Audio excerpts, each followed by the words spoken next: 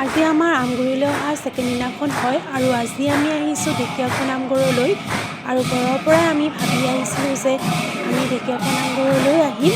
আৰু সেইকাৰণে আমি ঢেকীয়াখোৱা নামঘৰলৈ আহিছোঁ আজি আৰু আহি আমি নামঘৰ ভিতৰত সোমাই আমি প্ৰথমতে সেৱা ল'লোঁ নেদেখাজনৰ ওচৰত আৰু আমি ভাদ মাহতো আহিছিলোঁ আৰু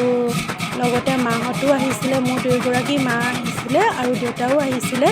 কিন্তু আকৌ এবাৰ আহিবলৈ মোৰ মন গ'ল আৰু সেইটো কাৰণে আহিলোঁ আমি দুইজনে ভণ্টিও আহিছে লগত ভণ্টিৰ লগতে আৰু ওচৰৰ ভণ্টি এগৰাকীও আহিছে আৰু এতিয়া আমি দুইজনে চাকি বন্তি জ্বলাই ল'লোঁ আৰু আপোনালোকে যদি নামঘৰলৈ আহিছে তেতিয়াহ'লেতো গম পায় যে চাকি জ্বলোৱা ঠাইকণ অলপ আঁতৰত আছে আৰু ভাদ মাহত ইমানেই ভিৰ লাগে যে মানুহৰ ইয়াতে চাকি জ্বলাবলৈও সুবিধাকণ পোৱা নাযায় কেতিয়াবা আৰু গছৰ তলতো চাকি জ্বলাবলগীয়া হয় আমি যেতিয়া আহিছিলোঁ তেতিয়া আমি এই ভিতৰত সোমাই চাকি জ্বলাবই নাপালোঁ একেবাৰে দৰ্জাৰ কাষতে জ্বলাই থৈ যাবলগীয়া পৰিলে কাৰণ ভিতৰলৈ সোমাবলৈ একেবাৰে সুবিধাকণ নাপালোঁ আমি এইবাৰ পিছে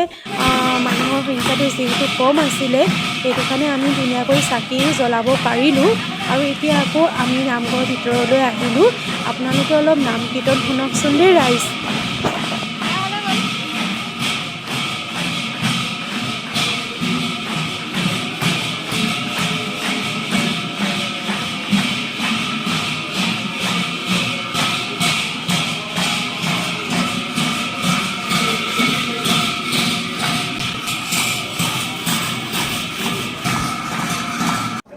আমাৰ দুইজনৰে ভাল লাগে এনেকৈ নামঘৰ মন্দিৰলৈ আহি আৰু সেইটো কাৰণে আমি যিমান পাৰোঁ আহিবলৈ চেষ্টা কৰোঁ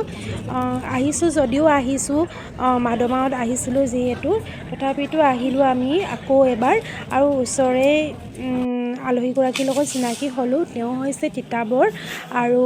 এতিয়া আমি প্ৰসাদ পালোঁ পলিথিনতে আমি প্ৰসাদ লৈ ল'লোঁ আৰু প্ৰসাদখিনি ঘৰলৈ লৈ যাম বুলি ভাবিছোঁ চাওঁ যদি ঘৰলৈ যোৱালৈকে যদি বেয়া হৈ নাযায় তেতিয়াহ'লে আমি ঘৰলৈ লৈ যাম আৰু এতিয়া কেইখনমান ফটো তুলিলোঁ তাকে আপোনালোকক দেখুৱাইছোঁ আৰু আজিলৈ আহিছোঁ দেই ৰাইজ বাই বাই মোৰ চেনেলটো সোনকালে ছাবস্ক্ৰাইব কৰি দিব